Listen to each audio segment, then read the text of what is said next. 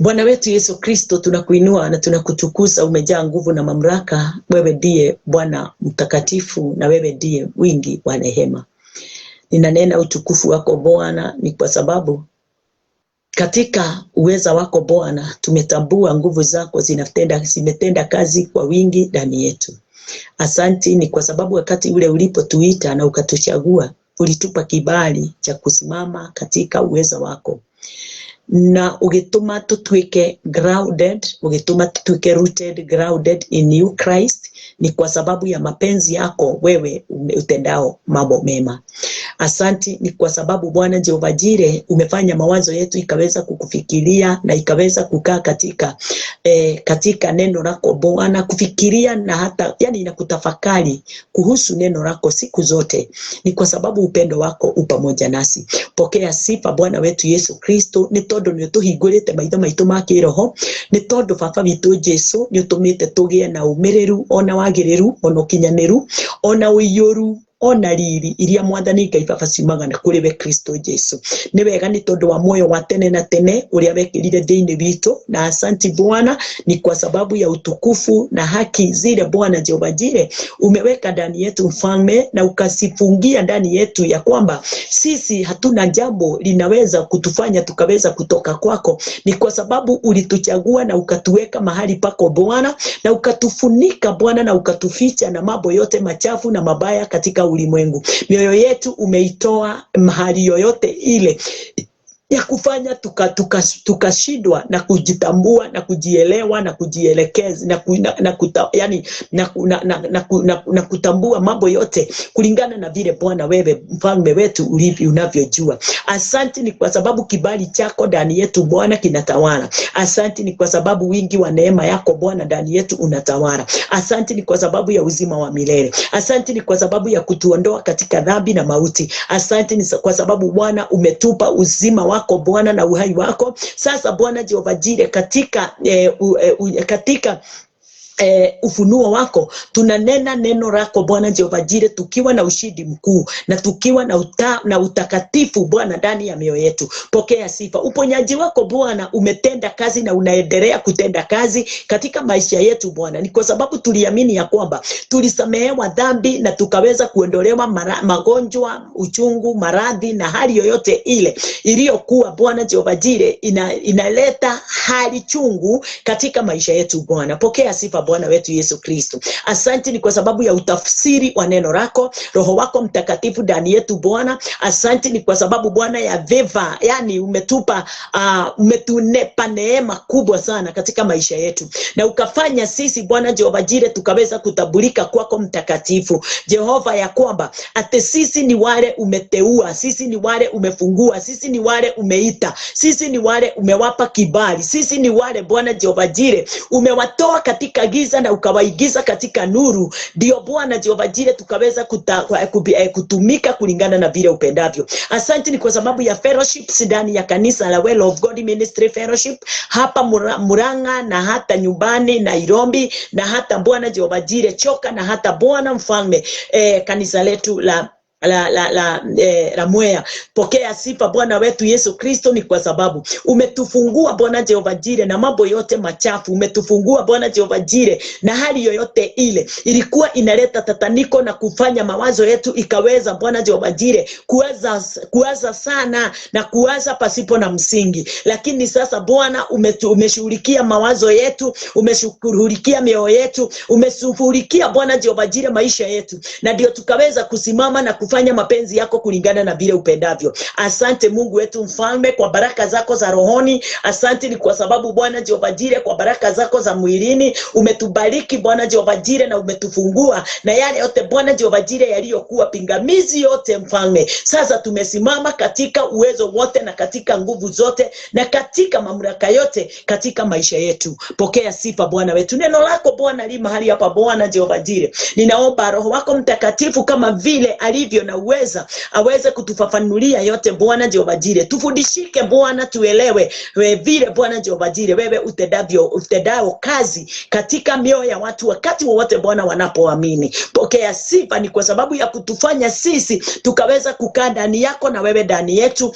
Asante ni kwa sababu ya kufanya damu yako mwana kondoo ikaweze kutenda kazi katika maisha yetu, na katika wingi wa neema yako Bwana sisi tukafunguliwa, tukafanyika kuwa wenye haki, tukafanyika kuwa perfect righteous and Mungu wetu mfalme, ni kwa sababu Bwana Jehova Jireh maisha yetu i mkononi mwako. Sisi hatuna chochote kile, wewe ndiye mfalme mtangulishi wetu, na wewe ndiye Bwana unapofanya yote katika maisha yetu. Ni wega Ngai tugithie kumenyithania mwathi wakwa Jehova uria tumaga thiini waku, uria presence yaku yeheraga thiini waku witu, uria presence yaku yeheraga thiini witu. Tiwe utweheragira na ndungienda muthamaki, ende ni ithue mwathani Ngai Papa Jesu tuthuraga kweherera Baba itu, tukeherera wega waku no tugi waku ona muoyo waku uria mwathani Ngai Papa urigwe wa tene na tene. Ni ithue turegaga mwathani gutumikirwo niwe, na ni ithue tumaga mwathani njaini ciaku tugathie maundu-ini maria mwathani ithue twithureire, na mo maria twathie maria twithureire muthamaki makaga umithio ona uriku Jehova Ngai wa matuini. Haikuangi na faida yoyote ile, faida iko kwako Yesu Kristo, kwa wote wale wakao ndani yako. Pokea sifa wewe Bwana, pokea utukufu.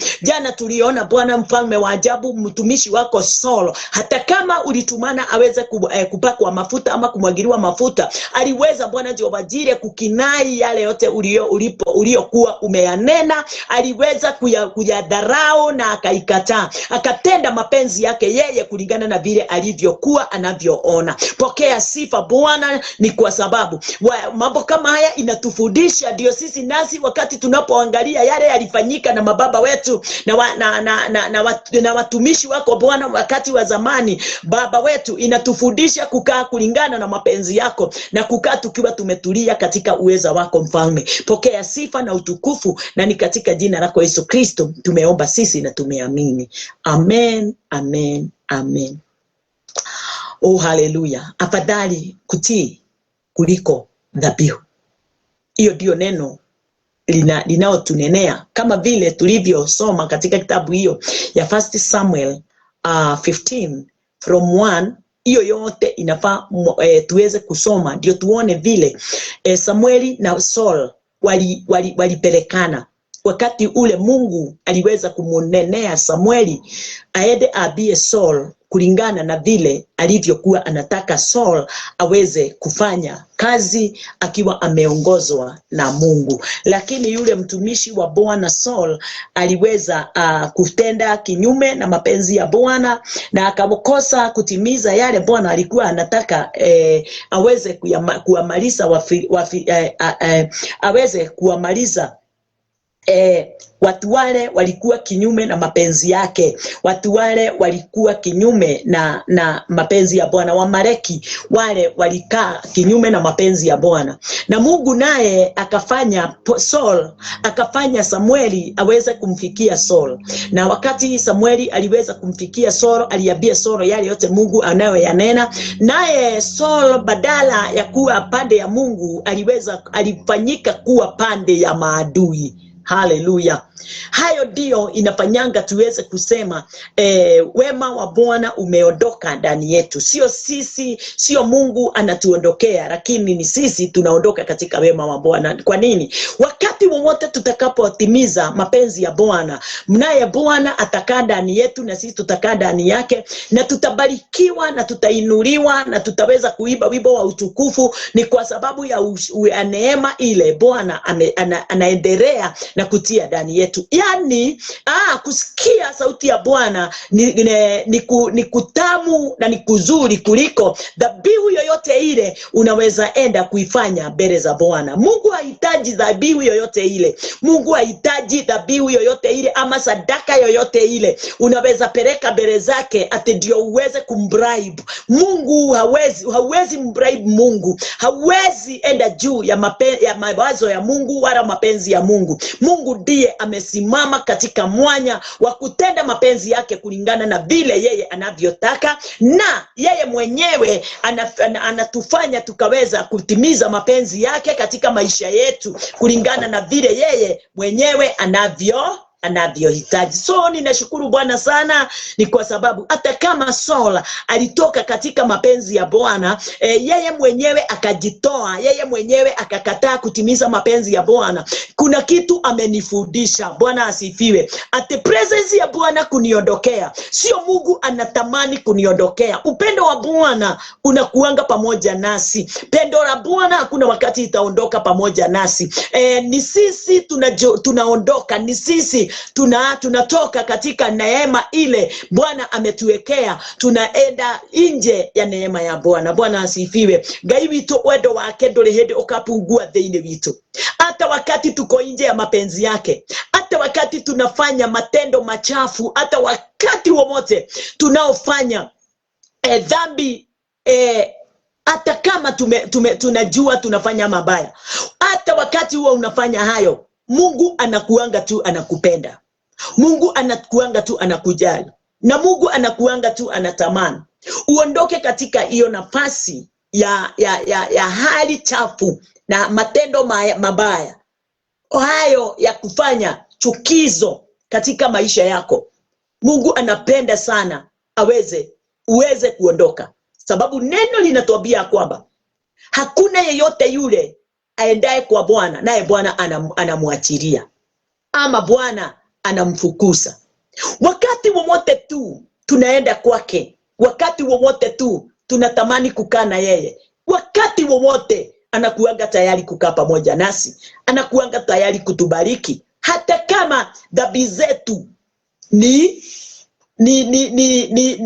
nyingi namna gani, ama ni baya namna gani, Mungu anatamani umrudie tu ukiwa tu ndani ya zile dhambi. Kwa sababu tunatoka katika hali ya dhambi. Anatukubali tu tukiwa tu katika hali ya dhambi. Anatupokea tu tukiwa katika ile hali ya dhambi. Yes. Baba wa kijana mpotefu alipokea tu kijana mpotefu, hata kama kijana mpotefu alikuwa ameharibu mali ya dhamana kubwa. Alimpokea. Na sio kumpokea tu, alimficha aibu, alimfunika uchi yake, aliondoa aibu yote. Ndio yule kijana mpotefu akiingia katika nyumba ya wageni, aingie akiwa na boldness, aingie akiwa hana aibu, aingie akiwa msafi, kama vile wale wengine walio katika nyumba ya baba yake walio wachafu, walio wasafi. Hagetaka kijana mpotefu aweze kuingia katika na ule uchafu aliyokuwa nao.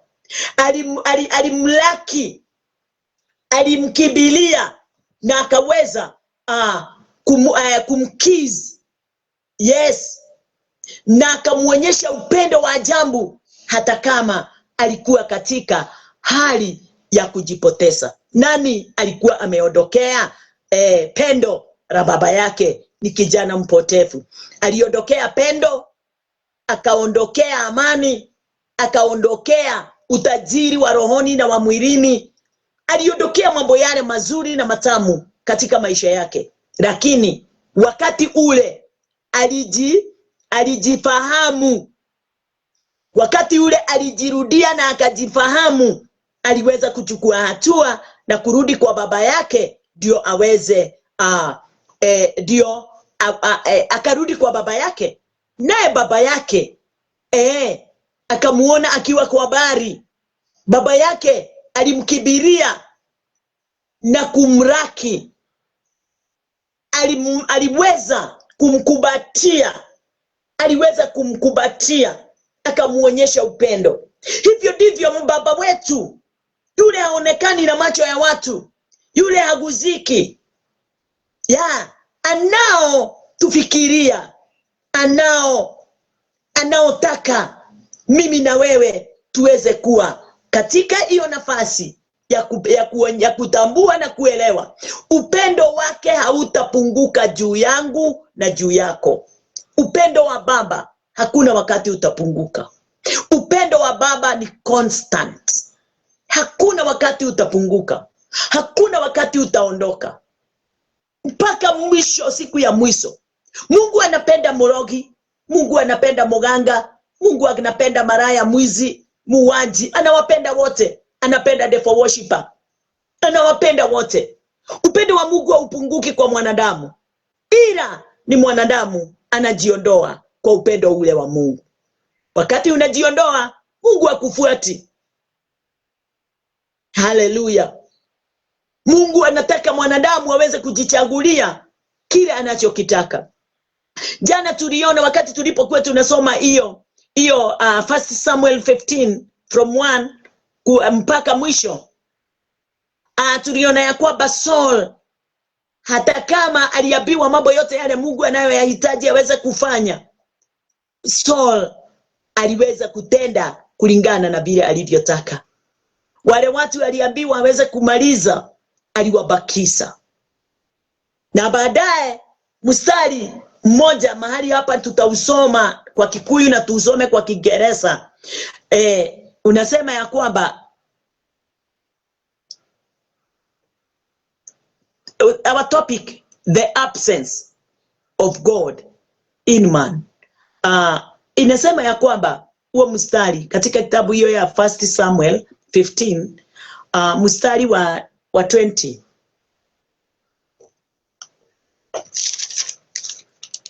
Mstari wa 20 what? Wa 26.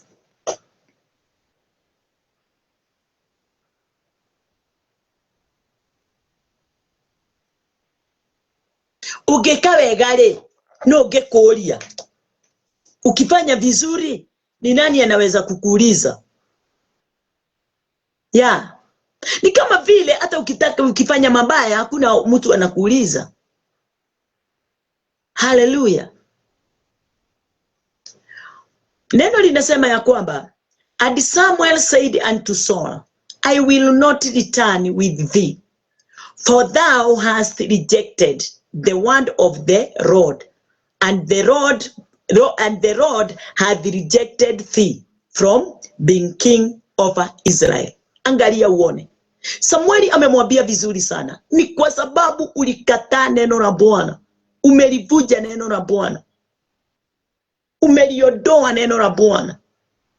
Kiswahili inasema, ati Samueli akasema, sitarudi pamoja nawe kwa sababu umelikataa neno la Bwana. Umelikataa. Hakumwambia kwanza Bwana amekukataa. Hapana. Kwa hivyo kuna sababu ile ilifanyika aweze kutoka katika ufalme na kuachana kuwa mfalme wa kuongoza wana wa Israeli. Kwanza ni nini kilisababisha? Ate Samueli akasema, sitarudi pamoja nawe kwa sababu umelikataa neno la Bwana. Umelikataa. Nani ametangulia? Ni Saul. Amelikataa neno la Bwana. Mwanadamu ndiye ako na nafasi ya kumkataa Bwana. Mungu, nimekwambia hakuna wakati atakuchukia ama kuondokee ama kufanyike namna gani. Wewe ndiye unamuacha. Na umamuacha tu pale pale. Na ukimuhitaji, wewe ndiye utamrudia. Kwani kama na nini? Kama the prodigal son. Mahali alipoacha baba yake, hapo ndipo alirudi.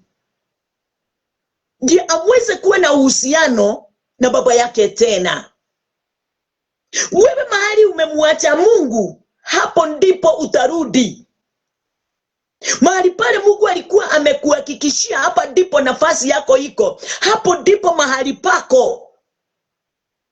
Mungu hawezi kukutoa hapa ati kwa sababu unasikia sijatoshereka hapa. Kama ni Mungu amekupeleka pale, na kama ni Mungu amekupa kile uko nacho, kiwe kizuri kiwe kibaya, na Mungu hawezi kukupatia kitu kibaya. Lakini kwa mawazo ya mwanadamu, na kwa moyo wa mwanadamu, tunafanya mpaka mambo yale Mungu ametufanyia mabaya. Ya, Tuko na mawazo yako juu sana. Unaona, ati Samueli akasema sitarudi pamoja nawe kwa sababu umelikataa neno la Bwana. Bwana naye amekukataa wewe. Nani? Wakati unapokataa neno la Bwana, haleluya, kwa sababu umekataa neno la Bwana, naye Bwana naye Bwana anatoka, his presence inakuacha. Presence yake inakuacha. Ate amekukataa wewe usiwe mfalme wa Israeli. Ni kwa nini? Kwa nini alimkataa aweze kuwa mfalme wa Israeli? Sababu alikuwa anatakia wa Israeli mambo mema.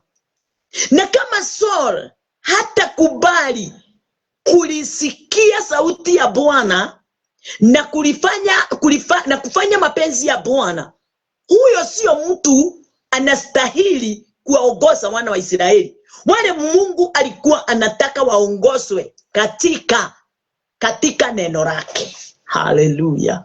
Bwana asifiwe.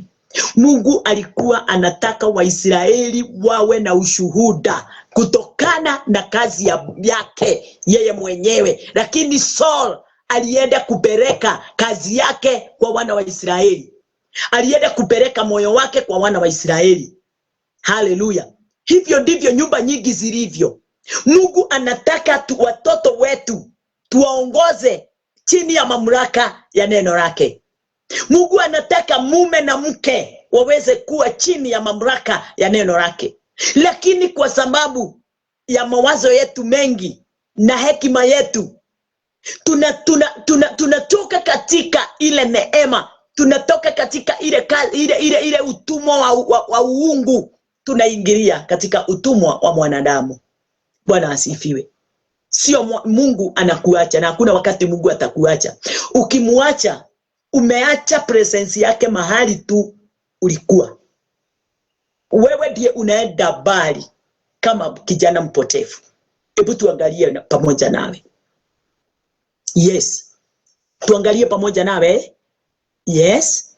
Katika kitabu ya Genesis. Tukirudi Genesis, tutaona mtu wa kwanza, nani alitangulia kumwacha Mungu? Nani alitangulia kukataa neno la Bwana? Nani alitangulia kuongozwa na mawazo yake? Katika kitabu ya Genesis. Genesis 2. Genesis 2, wacha kwanza tusome mahali pale 16. Not 16 please. 6.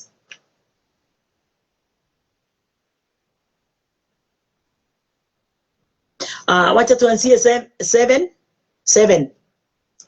And the Lord God formed man of the dust of the ground, and breathed into his nostrils the breath of life, and man became a living soul. Hapo tumeona Mungu alimuumba mwanadamu kwa udongo wa ulimwengu. Tutoke hapo twende mstari wa 8. Wacha tusome tu.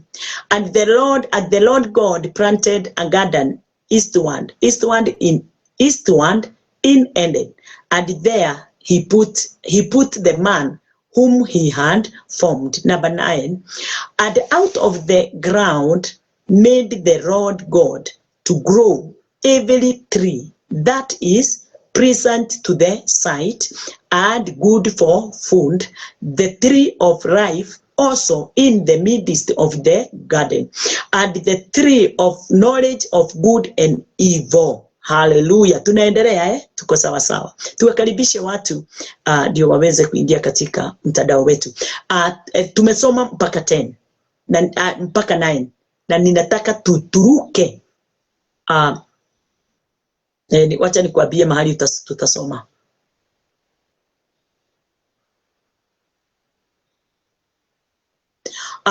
Mstari wa 15 tusome.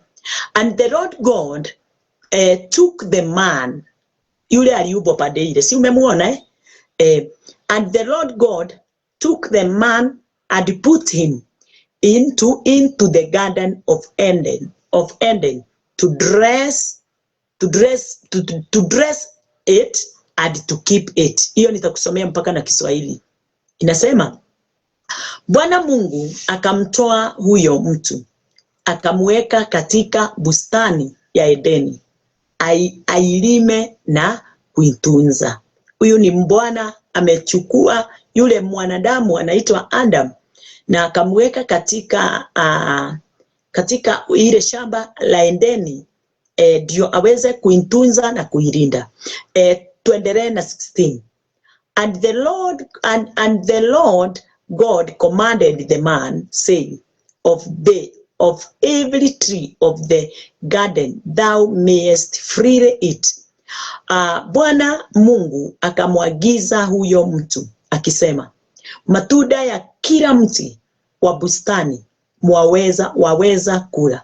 Number 17. But of the tree of the knowledge of good and evil thou shalt not eat of it, for in the day that thou eatest thereof thou shalt surely die. Walakini matunda ya mti wa ujuzi wa mema na mabaya usile, kwa maana siku utakapokula matunda ya mti huo utakufa hakika. Huyo ni Mungu mwenyewe. Na waigua no walia ni Ngai wa arĩriao Adamu, akimwĩra na hĩndĩ ũkarĩa matunda ma mũtĩ wa kũmenyithania wega na ũru, no ũgakua. Hakuna kitu ingine. Yes, mtu Mungu alikuwa amemuumba kwa mkono wake. Sawa sawa. Wacha tuone. Tuteremke katika Genesis 3. Tuone kutoka wakati ule Mungu aliongea na mtumishi wake Adam. Ilifanyika namna gani? 3 Genesis. Pasipo kuyasoma, neno linatuambia kwamba ati wakati Mungu aliwaweka katika shamba la Edeni, kuna mnyama anayeitwa serpent. Serpent ni nani? Serpent ni Satan. Na ndani ya Old Testament hauwezi ona the word Satan. Saitani usio tuitaga Saitani, anaitwa serpent. Na wakati alipomweka katika ile shamba la Edeni, alipomweka naye serpent, njoka huyo anaitwa Saitani, alikuja akaingia katika mwili wa nyoka. Na wakati alipoingia kumpitia nyoka, sababu kuna mambo mawili tunafaa kuelewa. Mungu ni roho, na roho hawezi fanya kazi katika ulimwengu wala kufanyia wanadamu kazi pasipo mwanadamu. Kwa hivyo Mungu anamtegemea mwanadamu, na ndiye alimuumba mwanadamu, ndiye mwanadamu atengeneze hali zote siweze kuwa katika usawa. Nyoka naye ni roho, naye nyoka tena anamtegemea mwanadamu. Mungu anamtegemea mwanadamu. Mungu hawezi fanya kazi mwanadamu akiwa hayuko. Mungu anafanya kazi kumpitia mwanadamu. Shetani naye anafanya kazi kupitia mwanadamu. Bwana asifiwe. Kwa hivyo yule serpent akataka kujimanifest, kujitambulisha na kujionyeshana. Na kwa sababu ni roho, aliweza kuingia ndani ya nyoka, ndio aweza kuzungumza kutoka ndani ya nyoka. Sababu mwanadamu na wanyama walikuwa na uhusiano mkubwa sana, na ninaona kama walikuwa wanaongea. Na nyoka aliweza kumnenea Adam and Eve katika shamba la Edeni. na kukawa na mabishano ya mke na nyoka Eve. Sawa, tuko hapo. Tukiendelea tunaona ya kwamba wakati waliambiwa ule mti wa ujuzi na mema na mabaya msikule matunda yake, kwa sababu wakati mtakapokula mtakufa. Sio kusema ya kwamba ule mti ulikuwa na ubaya, lakini ni Mungu alitaka huo mti uweze kuwekwa kando. Kwa nini? Unaweza uliza, unasema hauna ubaya, kwa nini na Mungu aliweka? Kwa sababu katika Genesis 1 Mungu aliumba mti wa ujuzi wa mema na mabaya, alifanya umee, na akafanya mti wa uzima umee, na akafanya mti wa chakula katika hiyo shamba la Edeni umee. Sasa kuna kitu kimoja hapa ninaangalia katika Genesis 1 mwisho kufika na huko chini. Mungu wakati alimaliza kuumba vitu vyote alisema na zote it is good, zote ni nzuri, na kazi yake ikamilisha kusema yote iko katika sawa sawa. Kwa hivyo hata ule mti wa ujuzi wa mema na mabaya ulikuwa mti sawa sawa, sababu chochote kile Mungu amefanya ni kizuri, ni chema. Na wakati huo Mungu alimnenea Adam kulingana na vile Mungu alitaka. Akamwambia msile huyu mti, hii ingine yote nimempa, lakini huu mmoja msiutumie. Tuacha tuone. Adam and Eve waliacha miti ile ingine yote, wakaonelea tu mti wa ujuzi wa mema na mabaya, na huo ndio ule mti walikula. Hebu tuone. Number 6. And when the woman saw that the tree was good for food, and that it was pleasant to the eye, and a tree to be desired to make one wise, she took off the fruit thereof, and did eat, and gave also unto her husband with her. Kwa hivyo hata wakati ule Eve alikuwa na mabishano na nyoka, Adam alikuwa tu hapo kulingana na neno. And gave also unto her husband with her, and he did eat. Wacha tuangalie mstari unaofuata 7. And the eyes of them both were opened, and they knew that they were naked, and they sewed fig leaves together, and made themselves apron. Number 8. And they heard the voice of the Lord God walking in the garden in the cool of the day.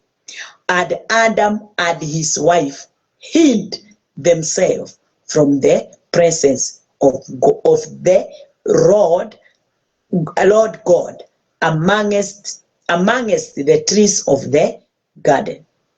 Wacha tuisome na Kiswahili. Kisha wakasikia sauti ya Bwana Mungu akitembea bustani wakati wa jua kupunga. Adam na mkewe wakajificha katikati ya miti ya bustani, Bwana Mungu asiwaone. Haleluya. Ni akina nani waliondokea the presence of God? Yeah. Ni nani aliondokea the presence of God? Samuel akaambia Saul, kwa sababu umelikataa neno la Bwana, amekataa presence. Nao hapa Adam, neno linasema ya kwamba alisikia sauti ya Bwana akajificha. Hataki sauti ya Bwana kuisikia tena. Alijificha akajitoa katika wema na neema ya Mungu.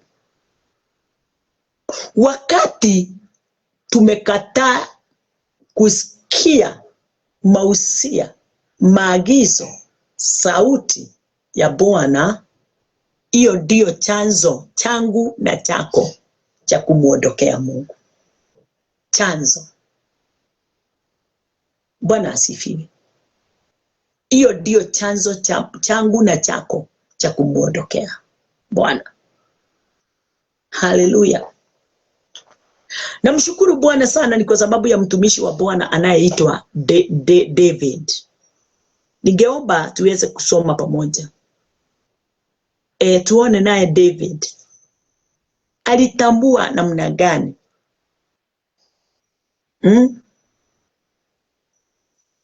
makasiriko ya Bwana inapitia wapi.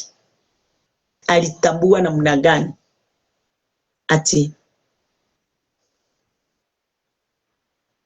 Mungu anakasirika namna gani. Ni wakati gani na gani God's wrath inaonekana ama inatambulika. Yote ni wakati wowote ule mwanadamu amemkataa Mungu. Haleluya. Katika kitabu ya Psalms, David aliongea juu ya wrath of God, makasiriko ya Mungu. Haleluya. Na akaonyesha ya kwamba makasiriko ya Mungu inaonekana na njia gani? Darkness. Wakati Adam and Eve walikataa light is the word of God. Wakati walimkataa God, waliingia katika darkness. Walijificha, wakaondokea nuru. Walijificha wasikaweze kusikia sauti ya Bwana. Darkness mara moja ikaingia ndani yao. Walikuwa wanafikiria ni right, lakini ikawa darkness ndio imewafunika. Saul wakati alipokataa kuyatimiza mapenzi ya Bwana, Samuel alimwambia, hatutaandamana pamoja nawe. Hatuwezi kuandamana pamoja nawe sababu umelikataa neno la Bwana. Samueli alimuonyesha, mimi siwezi andamana na mtu aliye na giza, mtu aliye mnafiki. Na wakati giza limeingia ndani yako, hapo ndipo kasi. Kukataa sauti ya Bwana. Jana tuliona na wewe ya kwamba ati kutofanya mapenzi ya Bwana ni kuwa iko yuga aterere tatiga gothomere iko ngenagia muno yuga aterere muraini wa 22 ati Samueli agikiuga atere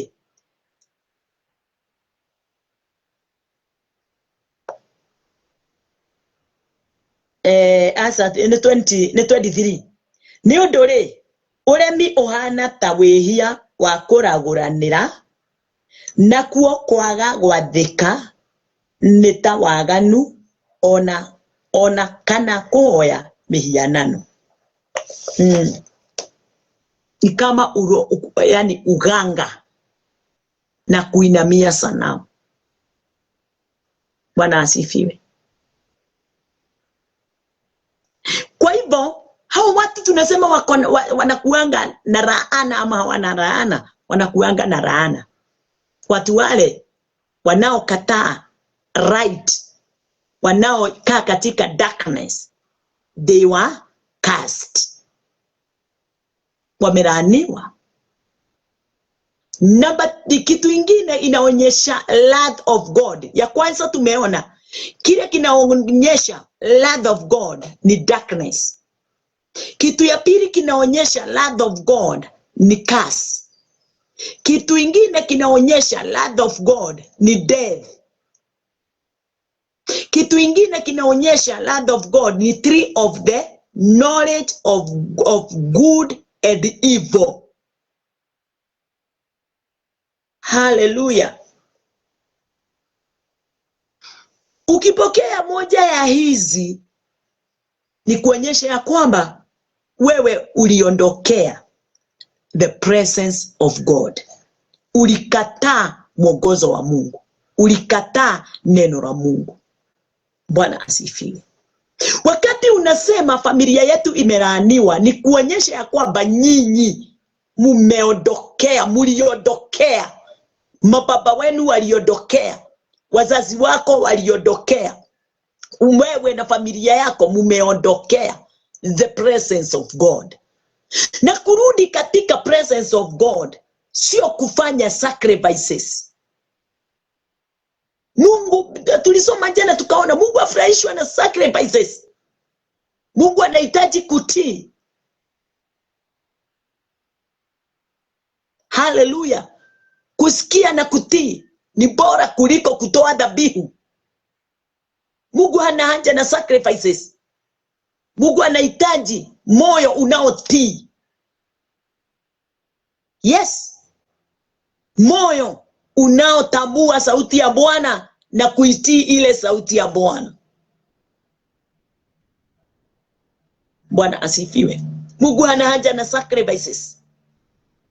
Madhabihu hayo ninasikianga mnaambiwa ya kwamba ati kwenu kuna mumelaaniwa, kwenu kuna gedhito, kwenu kuna ni kuonyesha ya kwamba familia yenu yamekuwa chini ya mamlaka ya wrath, makasiriko. Na ni nani alisababisha? Wale walio katika hiyo familia, sio Mungu na hata sio Shetani, sababu umepewa nguvu na mamlaka ya kumuondokea Shetani. Haleluya. Na kumuondoa katika life yako, umepewa nguvu na mamlaka. Lakini kwa sababu hautaki kutumia nguvu za Bwana na mamlaka ya Bwana na neno la Bwana, kwa sababu mamlaka na nguvu ni kupitia neno, Shetani anakuwa na utawala kupitia darkness katika your heart, curse in your heart, death in your heart, knowledge of good and evil in your heart. Saa hiyo ni nini kinalia ndani yako? Ni kifo. Bwana asifiwe. Nataka kuambia watu wale wanaofikiria ya kwamba ukipeleka watumishi kwako ama waganga washawi, devil worshippers, waende wakapingane na darkness in your family, nataka kukuambia ujinga. Abia familia yako. Si gedhito, si uganga, si ushawi, si Mungu ametuacha, lakini sisi ndio tumemwacha Mungu. Na njia gani? Sababu hatutaki kutimiza mapenzi yake. Abia family hadharani, waweze kumrudia Bwana, kwa sababu si Mungu amemwacha. Mungu yuko tu katika hiyo familia, lakini mumemweka kando. Mumemweka kando, hamtaki aweze kumtumikia. Mumemweka kando, hamtaki aweze kumtawalia. Mnataka kutawala katika maisha yenu, katika familia yenu. Mnataka culture, traditions siweze kumuongoza. Mahali popote traditions zinatawala, cultures zinatawala, na kuambia my dear, kuna curse. There is a curse. Na ndio Christ alikuja ndio ondoe hiyo laana, traditions. Aondoe hayo mambo watu walikuwa wanaoyafuata ya kifamilia. Waweze kumgeukia Mungu, waweze kuwa familia moja pamoja na Christ, family of God. Tugeukie mitindo ya utamaduni, tugeukie mitindo ya kisasa katika ulimwengu, tuweze kuingia katika nafasi ya Ukristo, mitindo ya Wakristo. Bwana asifiwe. Na mtindo wa watu wa Kristo, family of God, ni kutii neno la Bwana na kunyenyekea katika pendo, kazi ya Kristo ile aliyofanya kutoka mwanzo. Haleluya. Kwa hivyo wakati Mungu amefanyika kuwa absence, ni nini kinaoonekana? Ni nini kinaofikia watu? Ni death, curse and darkness. Kile kinatufikia wakati ule Mungu amekuwa bali nasi, wakati tumemuondokea Mungu, kama vile Adam and Eve alimuondokea. Ni nini kitaweza kutenda kazi na kutawala katika moyo wa mwanadamu? Death, curse and darkness. Hakuna kitu ingine. Adam walitawaliwa na death. Bwana asifiwe. Adam, laana ikawafikia, wakaanza kujifunga matawi. Watu wakati walikuwa ndani ya presence of God, hata hawakuwa wanatambua wala kuelewa wako uchi. Walikuwa wamefunikwa na nguo ya utukufu. Hiyo nguo wakaiondoa kwa tamaa na kwa kuongozwa na akili zao. Tamaa ikaingia ndani yao na ikawafunga. Wakati wowote Mungu ako pamoja, ama presence ya Mungu iko pamoja nasi, tunaona nini? Nini tunafurahia? Life, right and tree of life. Wakati tu tumekubalisha presence of God to be manifested in our heart, tunapata nini? Right and life. Kwa hivyo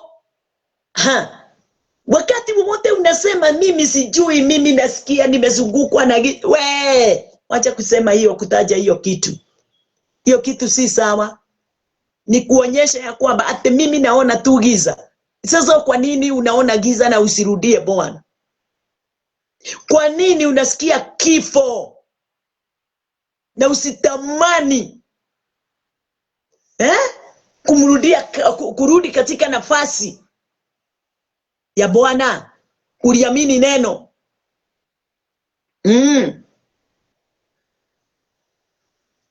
Ndĩrona family itũ tayarogirwo. Niki kiratũma wone? Niki kiratũma wĩcirie? Kwa nini unafikiria? Kwa nini unaona? Kwa nini unasema ni kweli kumefanyika hivyo? No. Huyo mtu, angalia uone, mahali popote watoto walipo, watoto wachanga, kuna amani. Lakini mahali popote watu wazima walipo, wasio katika Kristo na kuamini kazi ya Kristo, tazama uone. Hallelujah. Darkness haikosi. Wakati wote mtu ako nje ya Christ. Yes. Wakati wote mtu ako nje ya Christ, hafanyi mapenzi ya Mungu kupitia neno, haamini kazi ya Kristo, yeye hajasamehewa dhambi hata saa hii anatubu. Nini kiko ndani yake? Ninatubu nini? Giza. Ninatubu nini? Curse. Ninatubu nini? Death. Lakini wakati wote presence of Christ, of God, imekuwa ndani yako, hallelujah, nini kinakuwa? Nini unafanya? Una rejoice. Unakuwa na joy. Unakuwa na right. Unakuwa na life. Hallelujah. Kwa hivyo jiulize, ni nini unaona kwako? Kama kwako unaona giza, sio Mungu ameondoka, Mungu ako tu hapo. Kubali ile giza iweze kuondoka kwa kufanya nini? Kwa kutambua the presence of God in your house. Yes. Ni mimi na wewe. Hallelujah.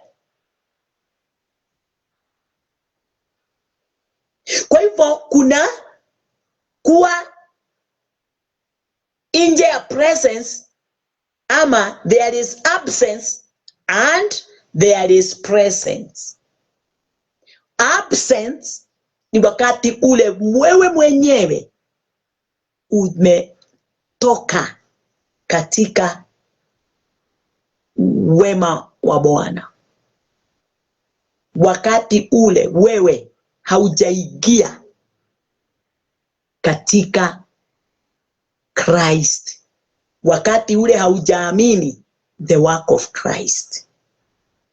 Wakati ule umesimama ukiwa peke yako,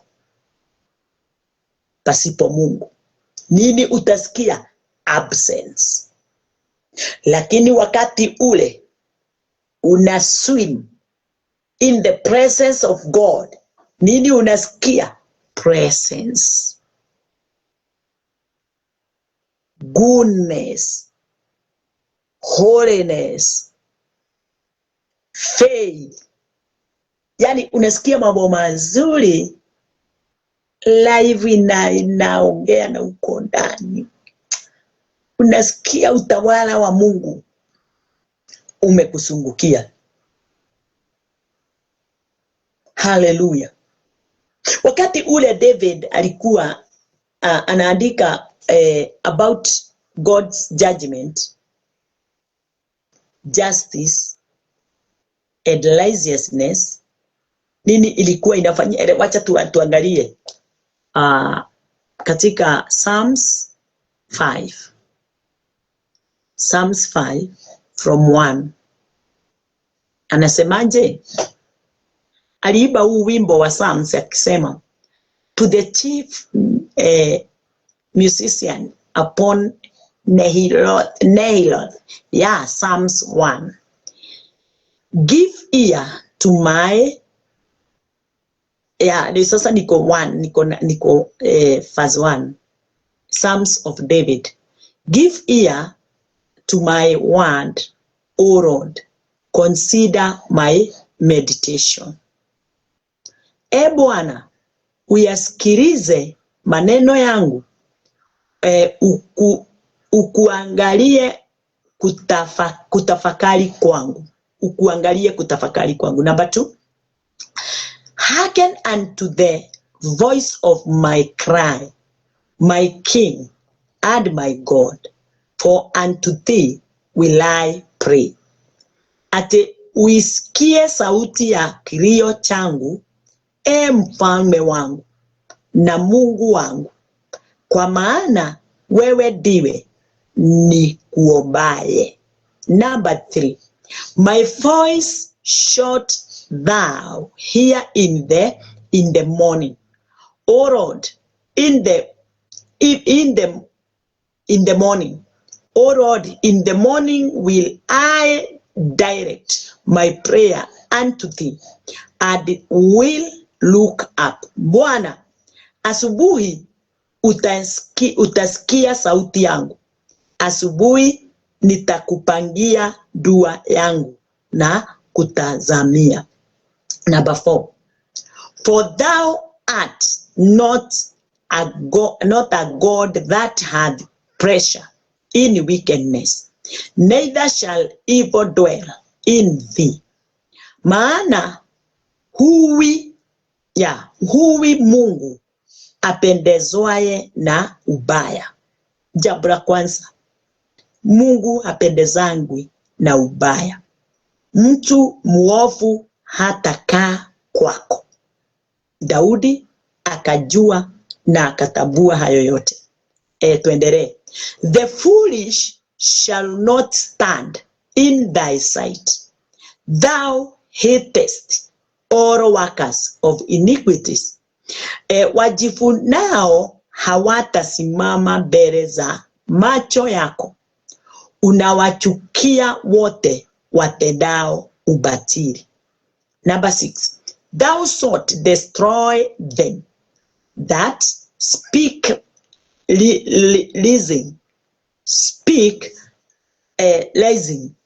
The Lord will abhor the boldly and deceitful man. Utawaharibu wasemao uongo. Bwana humzila muuaji na mwenye hila. Tukifikisha hapo kwanza, tunaangalia, tunaona ya kwamba Daudi aliongea aliandika kuhusu God's judgment na justice and righteousness. Vitu vyote aliziandika. Bwana asifiwe. Na tunaangalia, tunaona Daudi alikuwa anaandika kumpitia. Daudi alikuwa anaandika mambo kuhusu God. Yes. Na ilikuwa inanena kuhusu absence in evil and iniquity. Mungu hawezi kaa mahali pale kuna evil and iniquities. Hata wacha nikuambie maovu na mabaya. Yeah. Ama sin and iniquity. Yes. Nilikuwa ninaona wakati nilikuwa ninaposoma hii, hata kama sijaimaliza, kesho tutakuwa pamoja nayo. Nilikuwa ninaangalia, ninaona yenyewe kunena kwayo inaonyesha tu vile mwanadamu, unajua wakati wote unaingia ndani ya evil, wakati ule saa yoyote unatambulika kama evil, ama uko na iniquity, ama presence ya Mungu hayuko pamoja nawe, ni kuonyesha ya kwamba ulitangulia kufanya kitendo cha kuondoka katika wema wa Bwana. Yes. Yeah. Kuna mstari uko katika kitabu ya Isaya. Wacha niangalie. Isaya. Wacha niangalie nione. Isaya inasema, I think Isaiah 59. Yes, kitu kama hiyo. Isaiah 59 mstari wa 2 inasema, but your iniquities, yes, ndio hiyo. But your iniquities have separated between you and your God. Your iniquities, maovu yako imekutenganisha na Mungu wako. Kwa hivyo si Mungu anatuondokea, ni dhambi iliyo ndani yetu inatuondoa. Sababu nafasi ya Mungu ile anakaa hawezi, hata maandiko inasema Mungu hawezi kula meza moja na shetani. Dhambi na nuru, ama giza na nuru haziwezi kaa katika meza moja. Inabidi kimoja kiondokee kile kingine. Wakati maovu yameingia ndani yako, ni kuonyesha kwa nini ninasema mimi ni muovu. Kwa nini ninasema mimi nina dhambi? Ninasema niko na dhambi kwa sababu nilikuwa sina dhambi, but sasa nimepokea dhambi, na nikipokea dhambi itanibidi niondoke katika uso wa Bwana, na si Mungu ataniondokea, mimi ndiye nitamuondokea, niende mbali na yeye, nikafanye yale yanahusikana na dhambi. Bwana asifiwe. Kwa hivyo Mungu haniondokei mimi, ni tabia zangu zinafanya ni muondokee. Ikiwa tabia baya itakuinua na ikupoteze, ikuondoe katika Bwana, mawazo mabaya, moyo umejaa giza, itakuweka mbali na Bwana. Na ndio neno linasema, but your iniquities have separated between you and your God, and your sins have hid. Yes, your sins have hid his face from you, that he will not hear, ati lakini maovu yenu yamemfarakanisha ninyi na Mungu wenu, na dhambi zenu zimeuficha uso wake usiuone, hata hataki kusikia. Bwana asifiwe. Ni kitu kinaitwa sin, kinafunika uso wako usimuone Mungu. Ile dhambi Adam and Eve walifanya iliwasababishia kutokuwa tena na presence ya God. Umoja wao na Mungu ulikwisha mara moja, na hapo ndipo kifo kiliingilia, hapo ndipo giza iliingilia, hapo ndipo laana iliingilia. Ile laana ikafikia watu wote kwa sababu mmoja amefanya dhambi. Bwana asifiwe. Haleluya.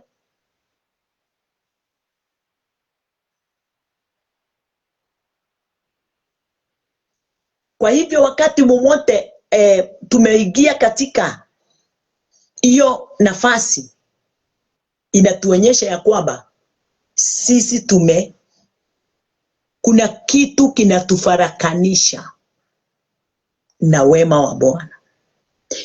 Kuna kitu kinatugawanya na uwezo na uzuri na uzima wa Mungu. Na saa hiyo hata neno la Bwana haliwezi kuwa na uwezo wowote wala nguvu zozote katika maisha yako. Nashukuru Bwana sana. Mahali tumefika ni Bwana ametufikisha. Siku ya kesho tutaendelea na hiyo tu, hiyo topic. Ndio tuendelee na kuona vile Mungu anavyohitaji nasi. Tuendelee kuongezeka ndani ya mioyo yetu. Tuendelee kutambua. Bwana asifiwe. Sababu Bwana anatupenda. Bwana anatupenda sana, na Bwana anatufikiria mawazo ya ajabu. Haleluya. Nakupenda sana mahali pale ulipo. Ninashukuru Bwana kwa uwezo wote na kwa nguvu zote na kwa mamlaka yote ametupa. Na ninamshukuru kwa sababu ya ufunuo wake ule anatia ndani ya mioyo yetu, ndio tuweze kusaidiana mmoja kwa mwingine. Yes. Kazi yangu ni gani? Ni kuyanena haya. Kuwe na mtu kusiwe na mtu. Mimi nimeitwa ndio niweze kuyanena. John the Baptist, chanzo kulikuwa ni kichaka tupu. Hakutaka kujua, lakini yeye alisema nimetumwa niende nikafanye. Na wakati alipotumwa aende akafanye, alienda kufanya. Hakuna kitu kilizuilia akose kufanya. Na baada ya muda watu wakaanza kujileta na kutubu dhambi zao. Na mimi wakati ninaponena, sineni kwa sababu mko pale. Sineni kwa sababu niko na wengi wala kidogo. Ninanena kwa sababu ni jukumu langu la kila siku, kwa kutambua mwito wa Bwana katika maisha yangu. Na ikawa hii ndio platform moja ya kusimama na kunena mausia ya Bwana katika maisha ya wanadamu. Tena nitaenda fellowship.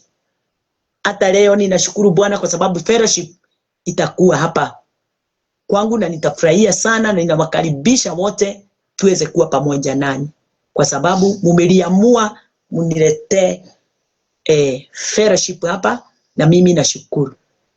Kwa hivyo na tutahubiri. Hiyo ni platform ingine ni church, nayo tutahubiri. Ingine ni open airs, nayo tutahubiri. Mikutano yoyote tunaenda, conferences. Nini kinaweza suilia tufanye hiyo kazi? Kama vile ninavyokula kila siku, hivyo ndivyo ninavyofaa kufanya. Nipeane kila siku. Bwana asifiwe. Ni sauti yake ilinijia. ikiwa mbali sana na yeye. Ikiwa mtu alikuwa amefungwa na dhambi, sin and iniquities, ilikuwa imenifunga moyo wangu, ilikuwa imefunika uso wangu usikaweze kumtambua Bwana na tusikaweze kuwa pamoja. Ilikuwa imefarakanisha mimi na Mungu wangu. Lakini Mungu hakunijali vile nilivyokuwa. Alinipokea tu vile nilivyokuwa, akaniosha, ameniosha, akanifanya mtakatifu, akanifanya kuwa holy, akanifanya kuwa perfect, akanipa Roho wake Mtakatifu, akanifanya kuwa righteous, amenifanya kuwa mwana wake, amenifanya kuwa a loyal priesthood, amenifanya niwe ninakulia katika ufalme wake, katika meza yake usiku na mchana. Amenipa ufunuo, amenipa uzima, amenipa furaha, amenipa amani, amenipa utajiri wote wa rohoni. Bwana asifiwe. Amenipa kile ninachokihitaji cha kila siku. Haleluya. Asante Bwana kwa uwezo na utukufu wako.